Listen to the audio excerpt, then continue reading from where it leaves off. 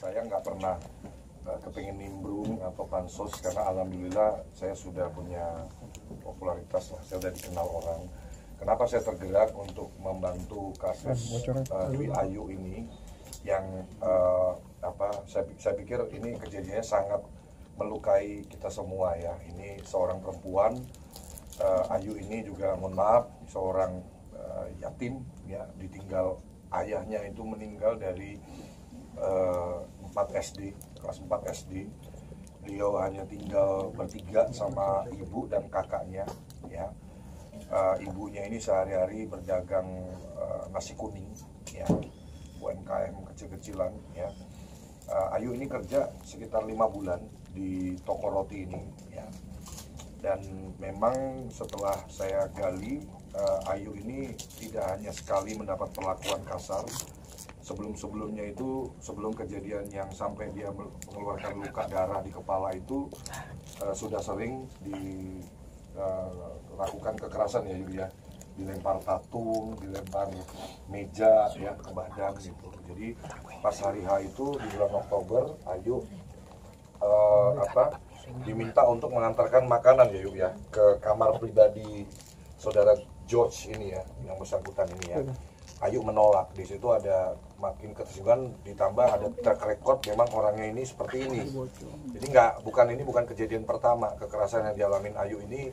Sudah beberapa waktu sebelumnya itu yang menurut yang disampaikan Ayu tadi di hadapan kuasa hukum, Ayu sudah sering dikasarin gitu. Nah yang fatalnya memang di bulan Oktober itu Ayu dilempar pakai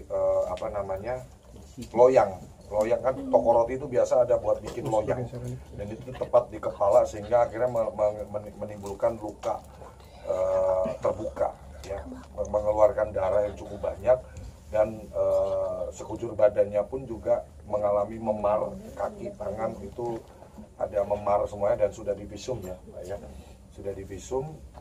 Memang kemarin yang jadi saya harus sampaikan juga ke publik, ini kasus ini saya kira ini menurut pandangan pribadi saya kok sampai cukup lama karena Ayu sempat ganti 2 pengacara ya Yu ya. Jadi awal mula itu katanya dari versi pengacara yang pertama itu Ayu itu adalah dari tim keluarga terduga pelaku ya.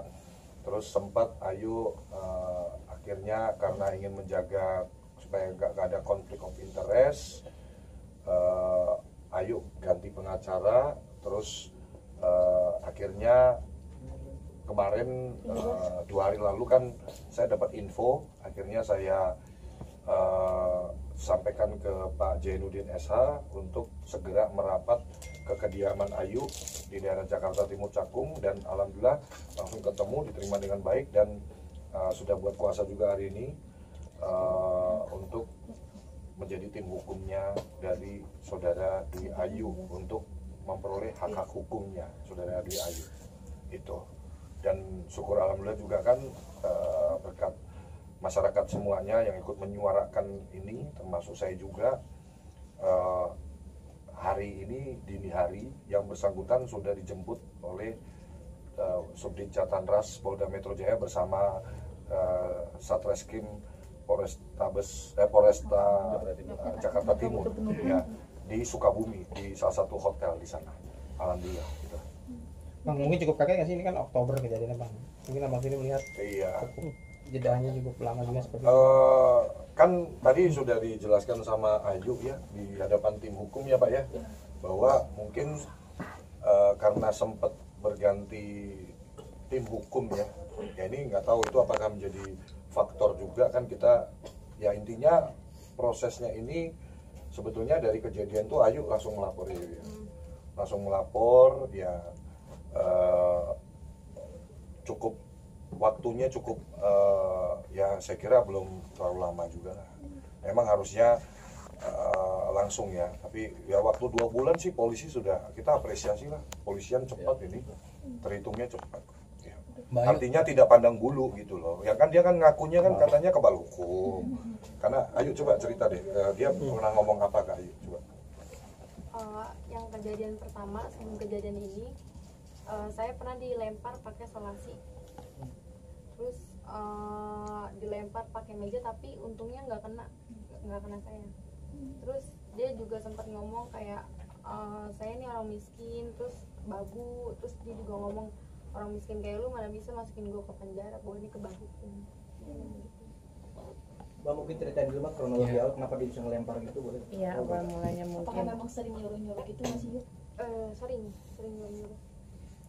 Kronologinya seperti apa Mbak? Yang- Yang viral itu Ya awalnya maksud Yang kejadiannya viral. kapan dan yang Itu kejadiannya 17 Oktober jam 9 malam. Di situ posisinya saya lagi kerja. Terus dia datang dari luar, masuk ke dalam toko, duduk di sofa. Terus dia mesen makanan lewat GoFood. Terus abis itu setelah makanannya datang, dia nyuruh saya untuk nganterin makanannya ke kamar pribadinya. Terus di situ saya nolak karena dari kejadian yang sebelumnya tuh saya juga udah bikin perjanjian sama adiknya keluarga bahwa saya nggak mau nganterin makanannya lagi, karena yang tadi saya ceritain juga saya dikatain kayak gitu-gitu, makanya saya nggak mau. Terus habis itu pas saya nolak, dia ngelempar saya pakai patung, abis itu dia ngelempar saya pakai bangku, sama ngelempar saya pakai mesin edisi BCA. Di situ kan dari video saya ditarik sama bapaknya si pelaku kan untuk pulang dan lapor polisi, tapi di situ tas sama HP saya ketinggalan di dalam. Terus akhirnya saya ngambil tas saya sama HP saya, terus tapi dia malah ngelemparin saya lagi pakai bangku. Terus saya kabur ke belakang ke tempat kayak oven gitu. Terus di situ dia masih ngelemparin saya. Terus akhirnya saya dilempar pakai yang berdarah. Pas itu dia kabur ke belakang, baru saya bisa kabur keluar. Oke, perlakuan itu memang sering didapatkan yuk dari si terduga pelaku ini atau seperti apa sih awal mulanya sendiri? Biasanya dia sih lewat mulut aja ya, kayak ngata-ngatain. Oh cuman verbal doang, tapi baru kali ini dirimu yang kemarin dilempar-lempar itu. Iya. Itu khusus kali sendiri apa karyawan? Kalau yang dilempar. Enggak kejadian Dia berbuat kasarnya sama kamu doang semua atau karyawan. Oh semua Semua karyawan. karyawan. Orang tuanya sendiri nggak bisa nge-backup atau gimana untuk perlakuan anaknya ke karyawan sendiri? Ya cuma ngebilang kamu jangan kayak gitu-gitu aja sih namanya. Berarti karyawan baru Ayu aja nih yang bersuara, yang membuka ini. Iya. Banyak juga kan di komen-komen mantan dari karyawan itu kayak nyeritain juga kan. Itu yang rekam siapa yuk yang akhirnya pada akhirnya itu viral itu sendiri yang mengupload ke sosial media? Yang satu shift sama saya. Oh temenmu juga. Itu yang beliau yang pertama kali memblow up semua. Untung dia bisa ngerekam ya, itu cukup punya jasa juga. Kalau nggak terbongkar. Yuk pada akhirnya proses ini kan dari Oktober dan viral di bulan Desember ini gimana? Waktunya cukup lama sendiri, gimana Ayu ketika lapor ke Polres? Apakah memang merasa kurang responsif dari Polresnya sendiri atau seperti apa sih?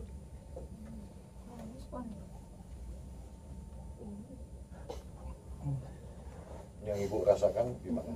Ya, kurang respon sih, soalnya kalau ditanya harus melalui proses dulu katanya begini. Mbak Ayu sendiri ada rasa traumatik nggak sih dengan kejadian seperti ini gitu, maksudnya takut dijebak kerja lagi atau seperti apa gitu? Ada waktu itu saya juga sempat kerja ya, pas interview saya sempat nanya ke manajernya kalau di sini tuh ada kekerasan apa enggak, kayak gitu. Sampai segitunya saya takut. Terus saya juga ada pertemuan sama dokter gitu buat periksa mental. Iya. Psikolog. dari tanggal 17 sampai viral ini dia udah nggak pernah minta maaf ya apa gimana ya? Orang tuanya sih yang Orang minta tuanya maaf. aja. Apa minta seperti apa yuk? Boleh tahu nggak? Apa? Minta maaf seperti apa, verbal atau di telepon atau ketemuan ya? Kalau yang pas kejadian itu dia udah minta maaf lewat mulut, tapi orang tuanya aja. Terus pas berapa hari kemudian dia lewat BUWA. Saat kamu luka, dia pengen ganti rugi gak dari orang tuanya gitu, pengen biayain sakit, berobat gitu. Dia sih ngomongnya gitu ya, tapi saya nggak ini sih. Hmm. Sampai sekarang belum ada ganti Kalau rugi. gaji saya juga belum keluar. Berapa lama? 2 bulan. Gaji bulan Oktober itu belum keluar. Ayo, ada yang bilang bahwa si George ini punya backingan aparat. Seperti apa? Ayo. Saya sih biasa aja ya. Bener Ya nggak sih, udah kalau Kak? emang ini. Soalnya kan dia bilang katanya kebal hukum gitu. Banyak yang bilang punya backingan aparat. Kalau saya boleh menyampaikan, ini saya kira itu asumsi dia pribadi sih. Asumsi dia pribadi sih, karena saya pikir dia karena merasa, karena saya lihat aktivitasnya di Facebook kan memang dia sering membagikan foto-foto bersama aparat gitu-gitu kan.